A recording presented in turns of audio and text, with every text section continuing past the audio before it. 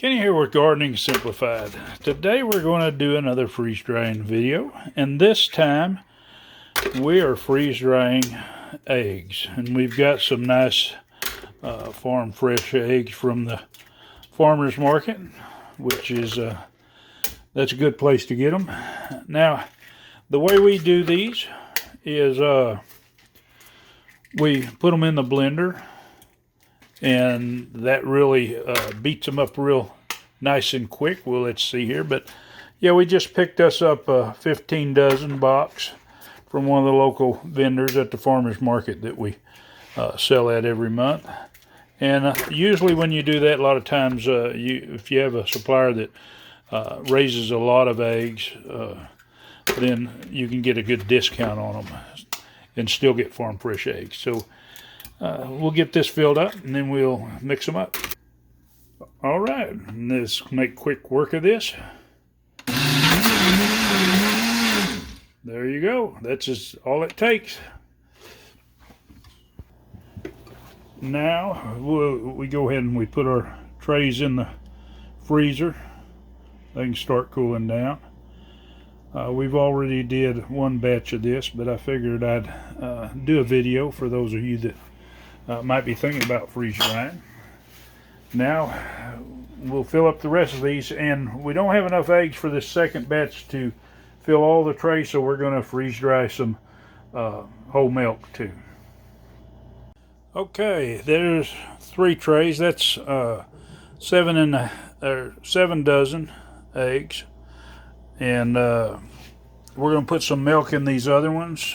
Kroger's had milk on sale, so we're going to put some in. Now this won't hold a half a gallon, but we'll use as much as we can. And the difference between freeze drying your milk and buying powdered milk is when we freeze dry this, we're using whole milk, so you won't have that lame tasting milk that's no fat if you're going to use it. And it's handy to have this around, because if for some reason, of course, it's better if it doesn't go off in the freezer. Yeah. But it's good to have this around, because if you run out of milk, and even if you want a glass of milk, you can mix this up and it'll actually taste like milk. It won't be like that lame stuff that you get from town, because you gotta have a little fat in there to have that flavor. All right, now what we're going to do is we're just going to let this in here and let it freeze. It doesn't have to freeze solid. For us, the reason why we do that is if you put it in your freeze dryer, and say if your shelf assembly is a little bit of an angle, or if your freeze dryer is at a little bit of an angle, you could end up thinking that you're not, when you're pouring these in there and then start sliding it, you can get a big old mess inside. But when you do it like this, if you have a chest freezer, it's ideal. I mean, you could use a regular freezer, you just have to have a lot of room. Now this is the large freeze dryer, so it has five big trays. But anyway, once you freeze it and it gets kind of solid, right now we've just finished up a load, so what we're going to do is it's defrosting, which is a couple hours, but this is probably going to take about probably at least 5 hours to start setting up. And so what we're going to do is just close this up and let it set. Now, one thing on your freezer too. Now, we did this before, and if you don't watch now, our light hangs down a little bit.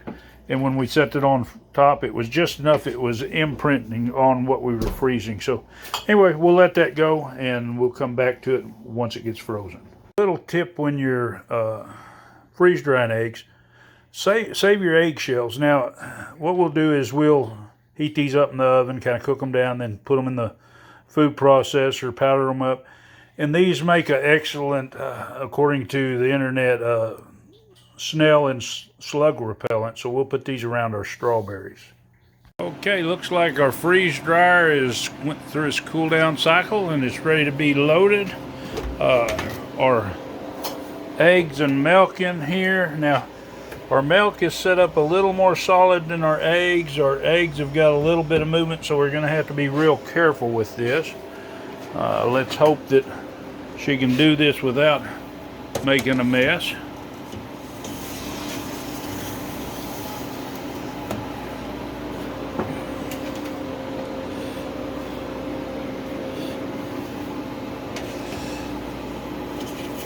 If you're worried about handling it, then just take and give it a little bit more time. Now these trays are down just a little bit from the top, and hopefully that's enough that whenever, if this thing is leaning just a hair towards the back, that it's not going to make a mess, because we sure don't want that.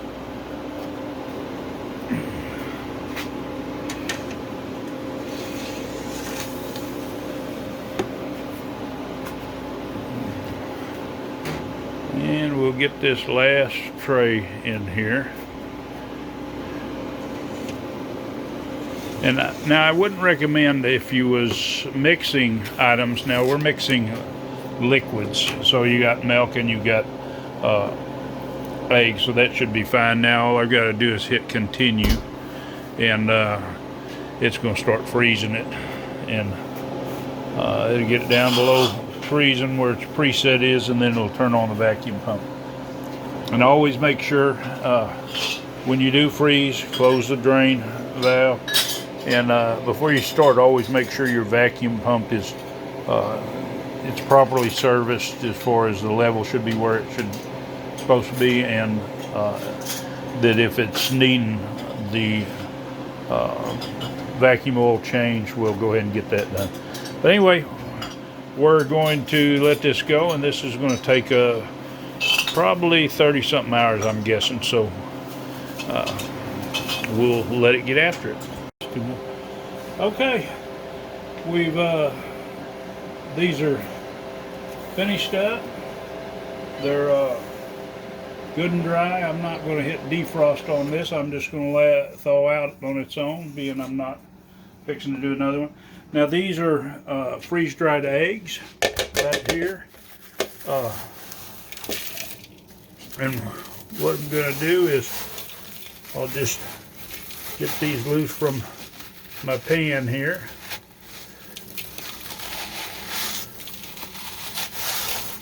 Now when you freeze these completely, or pretty close to it, they seem like they don't stick quite as much to the pan, but that doesn't matter. I mean, it just takes a little bit of extra to take them out. But anyway, this is what they look like when they're freeze dried. Now, normally it's best when you package these to break them up completely or pretty close. That way, when you spoon them out, you won't have to break them up at the time you start using them. They might pack into the bag a little bit better, but they just look like crystals, and I can vouch when I make an omelet with these, and it's just a matter of mixing 2 tablespoons of eggs and 2 tablespoons of water per egg, and you end up with the same amount as one egg, one large egg. So you know, if you're going to make them in a cake, you just put 2 tablespoons of egg in there and 2 tablespoons of water. But this is a good way to do them. So I'm going to go ahead and get these packaged up. Okay, in freeze-dried milk, it's the same way. Just kind of powder it up. Now, whenever you reconstitute it, you'll just have to kind of reconstitute to flavor. There's almost almost a gallon of milk here. So we'll just kind of figure that once we get it packaged up and see what it looks like. I always talk about freeze drying stuff, but I really don't talk about packaging it. Now, you can fill your bag however full you want. I fill it pretty good, get it good and solid in there. And we put an oxygen absorber. Now, it's your choice of what you're going to use. Now, normally on these quarts, we go ahead and use a 300 cc. Now, whenever you go to seal this bag, you want to make sure that you get the air out of it. So push it flat, and then come across. That way you get most of the air. Now the oxygen absorber will absorb some more air out of there.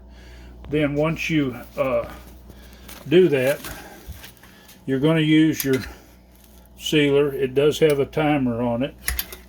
You can set it for whatever setting. Now we like set on 6. Most of our bags are 7mm thick, and that's not counting one side. A lot of bag companies will make it sound like they're thick bags, not millimeters. Anyway, it's a 7. I'd have to think about the terminology, but it's not 7mm thick. But anyway, once you set it up there and you heat it closed, and then make sure you mark on it. Now we're going to do the same thing with our milk here, but we'll go ahead and mark these before we seal our milk. That way we won't accidentally mark a powdered milk as an egg. One thing I want to stress too, whenever you're sealing these and you're doing a powder, make sure you don't get powder that your area is clean up here where your seal strip is. Now we use Ziploc bags so that if we open these up, once we start to use them, they've got that zip to seal them. Now some of your bags don't have that, so you need to be aware of that when you buy them. But like I say, make sure you don't have powder up there where it's going to seal it, because that powder is going to cause a poor seal if you have enough of it there, and then it's going to spoil. But like we say, always make sure you mark it.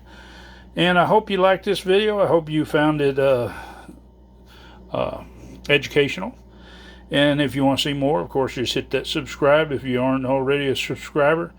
Doesn't cost a thing. Hit the bell so you'll be notified, and give it a big thumbs up and share this video. It helps my channel. Happy gardening.